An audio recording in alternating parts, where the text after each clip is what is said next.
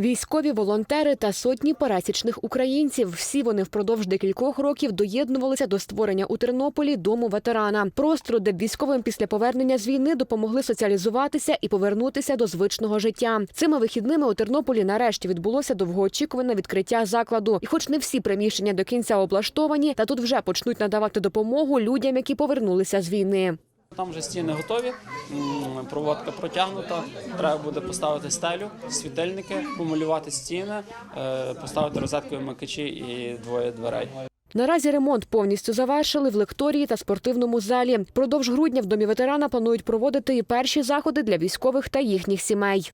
До нас поверталася купа наших бійців, і у них вже виникали різні там проблеми з спиною, з соціалізацією, з бізнесом, в сім'ї проблеми. І проблема вона нікуди не зникала, вона сама напросилася з таким місцем. Ремонт у Домі ветерана добровольцям допомагали робити студенти та небайдужі жителі області. Хтось приходив сюди і фарбував стіни, інші ж за власні кошти купували необхідні матеріали або ж переказували гроші. А тренажери, комп'ютери та іншу техніку придбали за кошти, отримані в рамках міської програми «Громадський бюджет». Тут ще надзвичайно велика праця повинна бути вкладена, і закликаю всіх небайдужих долучатися, всіх ветеранів, і не тільки ветеранів, родини загиблих, і військовослужбовці діючі, будь-хто може сюди прийти.